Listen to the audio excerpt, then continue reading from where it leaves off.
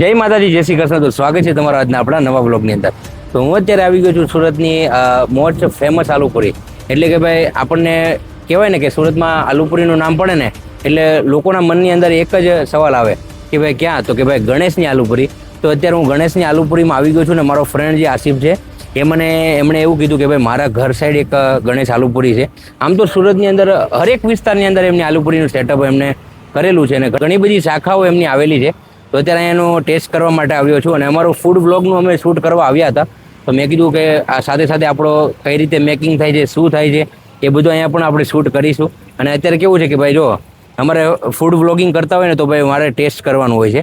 અને જયભાઈ થોડાક કામમાં વ્યસ્ત હતા એટલે આપણી સાથે આવી શક્યા નથી, પણ મારો મિત્ર આસિફ છે તો એ અત્યારે મારી સાથે આવ્યો છે. તો અત્યારે એ બેક કેમેરા છે તો આપણે એમની પાસે રિવ્યૂ કરાવશું, બરાબર છે? કેમ કે મારે છે શ્રાવણ મહિનો એટલે હું રિવ્યૂ કરવો પોસિબલ નથી, પણ અહીંયા તમને મેકિંગ પણ બતાવવાનું છું. તો વિડીયોને એન્ડ સુધી જોતા રહેજો. ને હવે અહીંયા પાછળની સાઈડ તમે બતાવજો કે અહીંયા છે જુઓ ગણેશ આલુપુરી, અને આપણે ગણેશ આલુપુરીમાં અંદર જશું. આ રીતેનો આખો સેટઅપ છે. આ સાઈડ છે શ્રી સાઈ ઢોસા હબ છે.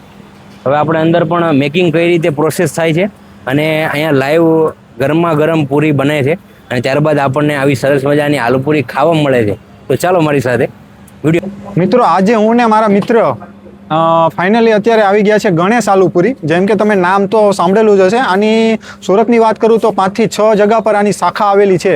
ગણેશ આલુપુરી ફેમસ છે. એનું લોકેશનની વાત કરું તમને તો જે આપણું ટેમ્પલ છે સામે, આ જે રામમઢી કહેવાય ને, રામમઢી છે એની સામે આવેલી છે આલુપુરી.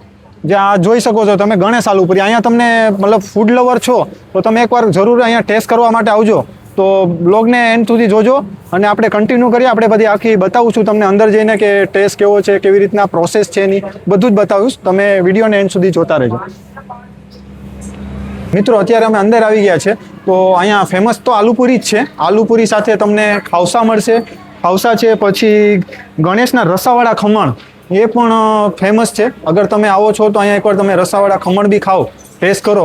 એ બી સારા છે, કારણ કે મેં આગળ ટેસ્ટ કરેલા હતા, બહુ સારા બનાવે છે. કારણ કે તમે રસાવાળા ખમણ તો ખાધા જ હોય છે, પણ જે ગણેશના જે રસાવાળા ખમણ હોય છે એ સૌથી ફૂડમાં સૌથી સારા હોય છે ટેસ્ટમાં. તો હું હવે આલુપુરીનું એકવાર ઓર્ડર કરું.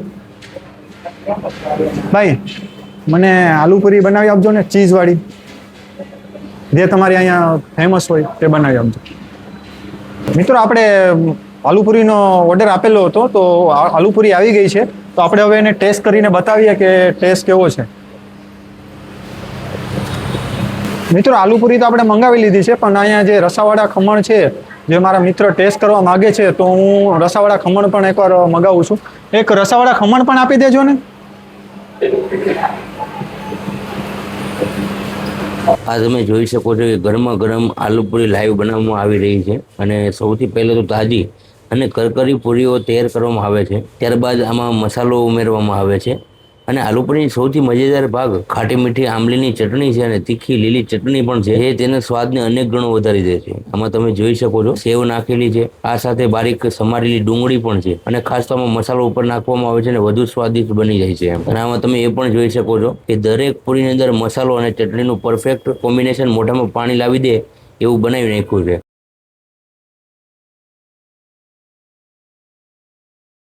મિત્રો, તમે અત્યારે પાછળ જોઈ શકો છો કે ધીમી ધારે વરસાદ પણ ચાલુ થઈ ગયો છે અને અત્યારે કેટલા ટાઈમ પછી વરસાદ પાછો આવેલો છે, બરાબર. અને અત્યારે અમે ગરમા ગરમ આલુપુરી પણ મંગાવેલી છે. તો આ વરસાદની સિઝનમાં અમે આલુપુરીની મજા લેશું, ખાશું. મિત્રો, હવે રસાવાળા ખમણ પણ આવી ગયા છે મારી સામે અને આલુપુરી પણ આવી ગઈ છે. હવે હું બંનેનું રિવ્યૂ કરીશ ટેસ્ટ કરીને કે કેવા લાગે છે તે. તો ચલો હું ટેસ્ટ કરું.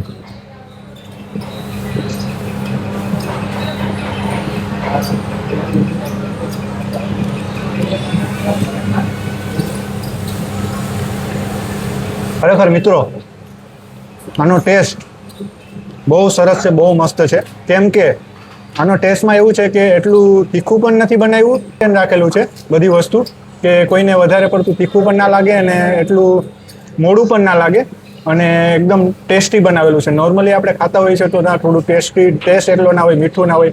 ફેમસ ક્યારે થઈ હોય જતીનભાઈ ખબર? કે જે બધી વસ્તુ મેન્ટેન કરે, જે ચોખ્ખાઈથી લઈને એનો ટેસ્ટથી લઈને. જ્યારથી આ મતલબ આલુપુરી એ લોકો જ્યારે મેં જ્યારથી ખાઉં છું જેટલા વર્ષથી, જ્યારે આલુપુરી ખાવાનું મેં સ્ટાર્ટ કરેલું, જ્યારે સુરતમાં આવેલો ત્યારે મેં ફર્સ્ટ ટાઈમ અહીંયા જ ખાધેલી હતી અને મેં ઘણી જગ્યા પર ટેસ્ટ કરેલો છે આલુપુરીનો. અહીંનો ટેસ્ટ એ છે કે મેં સ્ટાર્ટિંગથી જ્યારે પણ હું આલુપુરી ખાવા માટે આવું છું ત્યારથી જ ટેસ્ટ આલુપુરીનો સેમ જ છે. ટેસ્ટ ક્યારેય ચેન્જ નથી થયો. નોર્મલી રેસ્ટોરન્ટમાં આપણે જતા હોઈએ તો આપણો ટેસ્ટ મતલબ ચેન્જ થતો હોય છે. અહીંયા એવું નથી જતીનભાઈ, ટેસ્ટ એવો ને એવો છે. હું આલુપુરી હવે ટેસ્ટ કરીને જોઉં છું. મેં તો ચીઝવાળી આલુપુરી મંગાવી છે. અગર તમે નોર્મલી પણ આલુપુરી મંગાવશો એનો પણ ટેસ્ટ સારો હોય છે.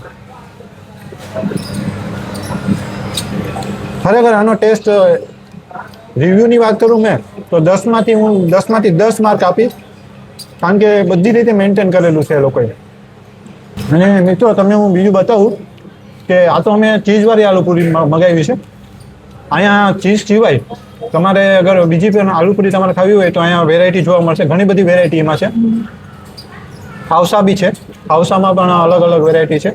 આલુપુરીમાં મેન અગર તમારે સૌથી બેસ્ટ આલુપુરી ખાવી હોય તમારે તો મેન જે આ ચીઝવાળી જે આલુપુરી છે ને, જે કોલેજિયન લોકો ખાતા હોય છે, કોલેજિયન લોકો જે કોલેજથી છૂટીને અહીંયા આવતા હોય છે